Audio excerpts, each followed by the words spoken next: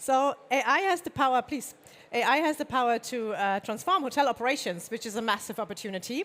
But then again, we heard earlier in the panel, it's also a question of investment, right? And time and resources, etc. So maybe even though you want to do it as a hotelier, do you have the resources? Do you have the time? How to do that? And, well, we will have a duo on stage, and they will share best practice. They will talk about how a hotel can basically implement AI in a very beneficial way without tech overhauls that are very complex and costly. And it's my honor to welcome, while they're setting up everything on stage, Paul Dreykluft from the Classik Hotel collection here in Germany. Welcome. Choose a seat that you feel most comfortable in. Yes?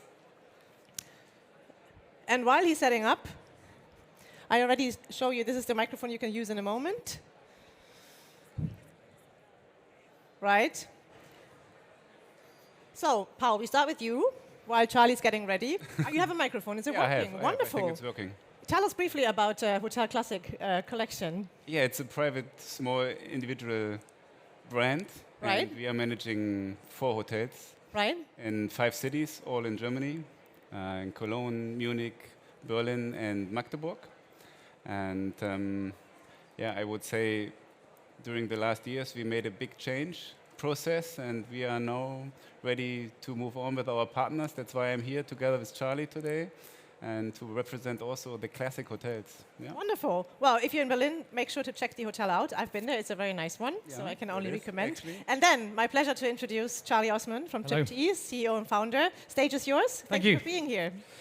Great. Hi, everybody. Wow, it's quite booming when I speak. OK, so I was at a hotel event just a couple of months ago in America, and everyone on the stage was talking about AI. And I couldn't believe it. After 2 days, all I heard was just, oh, AI might do this, maybe AI can do that. And there were very few specific, practical things that hoteliers can do with AI today. So the goal of Paul and my talk today is to give you some really practical takeaways for things you can do with AI for your hotel immediately, and things that we think are going to be really powerful in 2025, which is all around AI agents. Okay, so hello, Paul. Paul runs Classik Hotels, beautiful hotels. We've already booked our whole team into Classik Hotels for next year's ITB. I recommend you do the same. Best rates when you book early, right? And I'm Charlie Osmond, the co-founder of Triptease. For the last 12 years, we help hotels drive direct bookings with marketing like meta search and paid search and personalization on the hotel websites. But this really isn't about us. This is about how you can supercharge your ability to use any of the tech that you might use at your hotel today in wonderful, glorious ways. So in 2024, everyone's talking about AI, and a lot of what was fun in AI was images, creating images of yourself looking like a hero, creating images of all sorts of things. And people created a lot of hotel images, which aren't particularly useful when you're selling a hotel, because obviously that's not actually what your hotel looks like.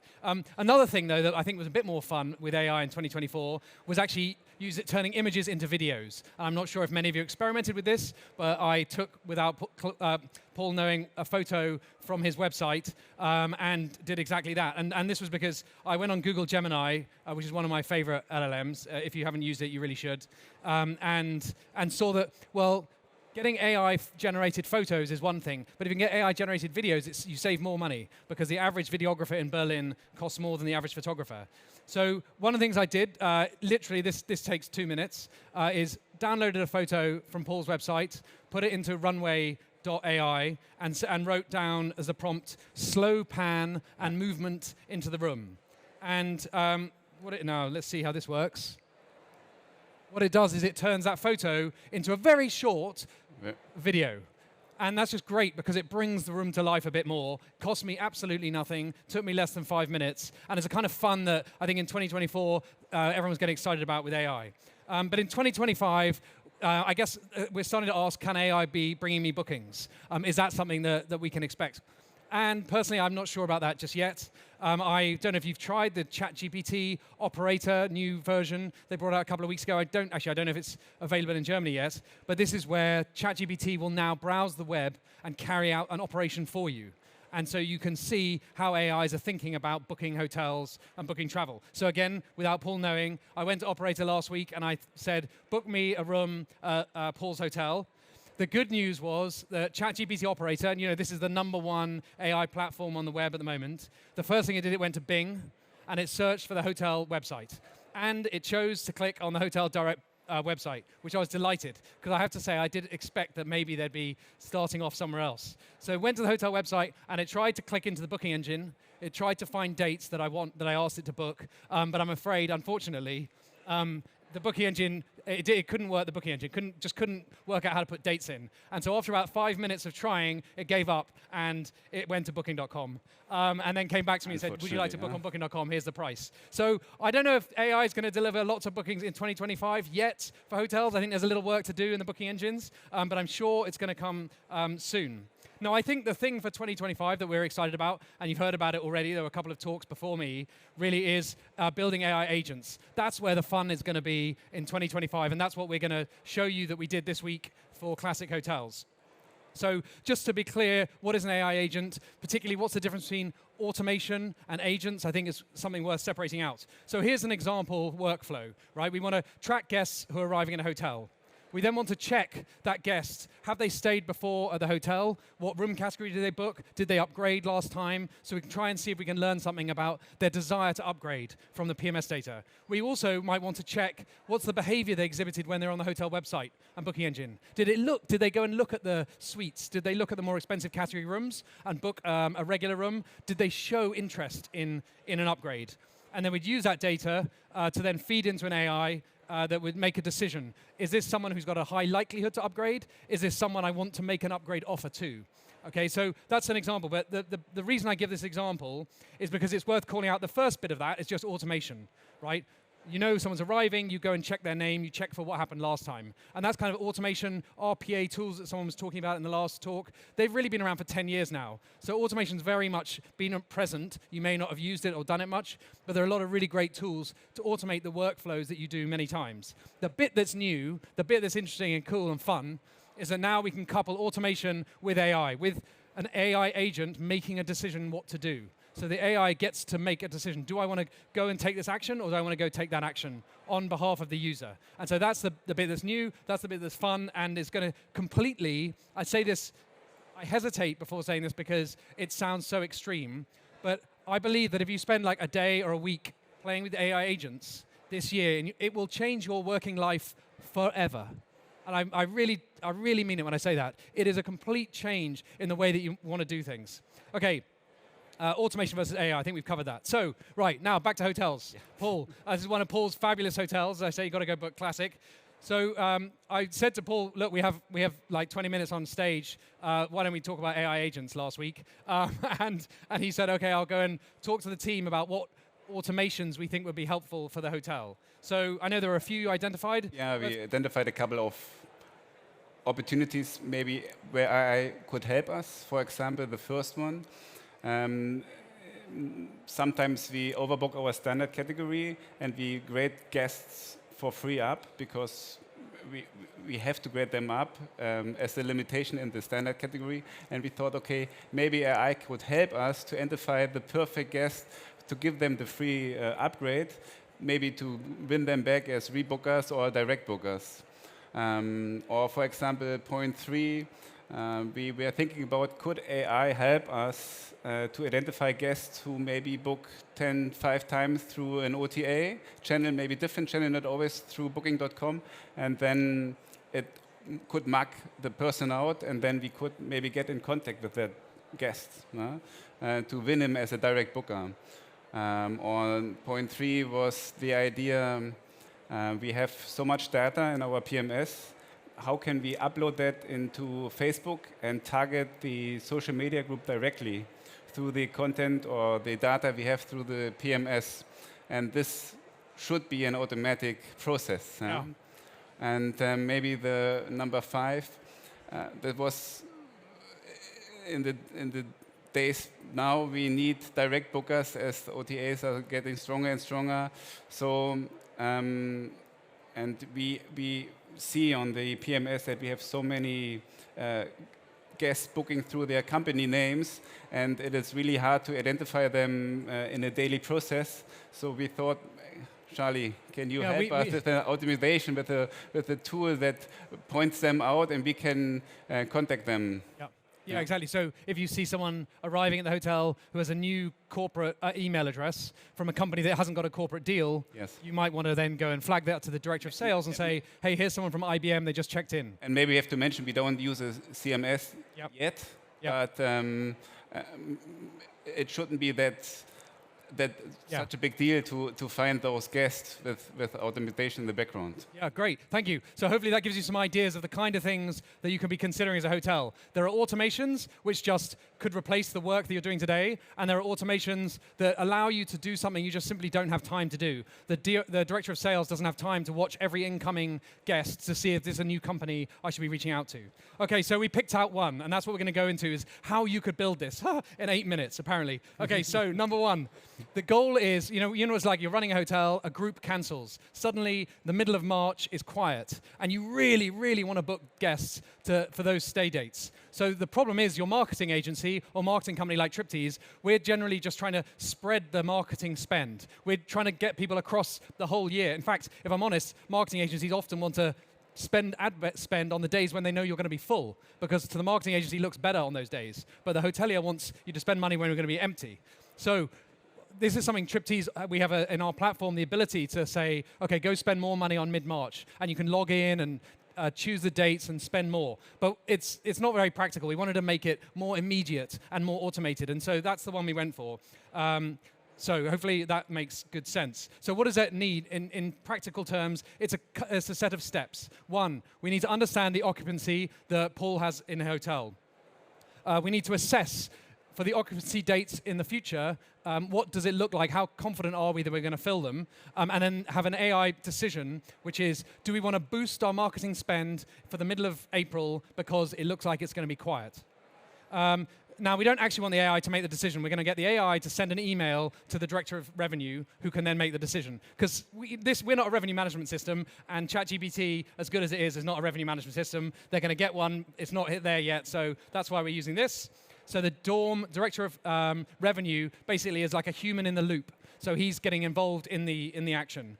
And then if the director of revenue says, yes, boost those dates, then it should automatically happen. You should log into the Triptease platform and boost those dates. So that's the flow we want to create. How are we going to do it? Well, there are many great tools out there for this kind of operation. N8N, Make.com, Gumloop, Crew.ai, a whole bunch of these amazing tools that you need to go out and try. Highly recommend you do, where you can basically build these automated flows, and you can include AI decision-making in the process. So I showed you the flow already, and basically here's the same flow but on Make.com. So a bunch of different steps. And what we're going to do in the next 5 minutes is just go through how we made these happen last week. So the first thing is we have to log into the PMS. So Paul's PMS is Guestline, and they're great PMS, loads of good new analytics capabilities they brought out recently. And I should say all the screenshots have got numbers wiped off for obvious reasons. But anyway, so the first thing is we need to log into the PMS and get the occupancy data for those future dates. So in the PMS, this is the main login screen. If you say, I want to look, say, 14 days in advance, each day is there, and then here you can see is the occupancy. So obviously, the AI's got a bit of a job to do to work out, do I think I'm still going to fill dates that are 2 days away? Do I think I'll fill the dates that are longer? But that's what we want to do, is log into the PMS and get that data. That's step number one. So for a great tool, and there are many different tools for this kind of capability, is Axiom.ai, which is what we used in this case to log into Guestline automatically and to get that data and then send it back to Make.com. Okay, so that's the first thing we did. I think we have. Here's a little look at. I think is that a video? Yeah, this is the video. Okay, so this is how Axiom works. I don't see the mouse moving. Maybe it's not a video.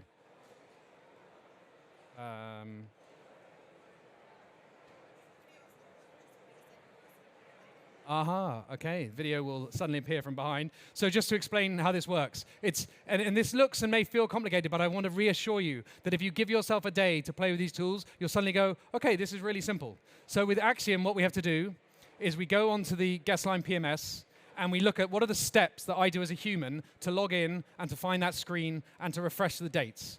And the steps that I do as a human are, I think I need to go back one. Oh, okay, no video. Anyway, it's a very simple, this video, by the way, there will be a video of me doing this on YouTube on the Triptease channel. So if you want to follow through step by step, then you'll be able to do that after the end of next week, or the end of this week. But basically, I set up the steps a human would do. Log in to the PMS, press availability, get the dates, and then send those into a Google Sheet. Okay, make sense? So the dates have now gone into a Google Sheet, and it's on to step 2, which is where we hand over the data about the future occupancy for the next 90 days into ChatGPT. And for that, it's really simple. In make.com, you just go and create like a little ChatGPT widget and say, I want to log into ChatGPT, and then as you can see here, I basically send a message that I'm going to send to ChatGPT. So what's going to happen is it's going to watch Google Sheets. When the dates get sent in by Axiom, it then is going to send to ChatGPT, here are the dates, here's the occupancy. What shall I do? ChatGPT follows this analysis and then comes up with dates where we think you need to boost. That then gets passed through to Gmail and gets sent to the Director of Revenue Management. And the dates that it's suggested boosting were, for example, April and May. Paul told me earlier that Probably the revenue manager wouldn't agree for the first date, but for the second date, of course. Great. So this is why you want a human in the loop. ChatGPT is not a revenue management system. It suggested Easter weekend. In fact, Paul says, no, we'll be full. Thank you very much. So the Director of Revenue Management, basically, again, in make.com, we set up so that he gets sent an email. So there's like this email instance which says, hi, here are the dates that have been analyzed that need to be boosted. Do you want to boost them? Then the Director of Revenue Management gets that email, right? So this is sounding complicated, but all we've done is go into the PMS, check the future, have AI decide, do we think there's any dates that need to be boosted, extra marketing effort, and we sent the Director of Revenue an email. Here's the email. He gets to click on that if he wants to say yes, and then can fill in a form which goes, yes, boost those dates. So all the Director of Revenue Management has to do after we've set this up is get the email to say, yeah, I want to boost those dates or not. That then, again, goes back into make.com, where the last 3 steps are get the form, go online to Triptease website, and then, again, use Axiom.ai that I showed you earlier to boost those dates. So again, we set up a flow, which is the flow you need to log into Triptease, and hopefully I can show you that with a video. So here's the robot now. It's received the response. It knows it wants to log in. It's logged into the Classik Hotel section. Again, sorry, the numbers look funny because I was blanking them out. Privacy, important here in Germany.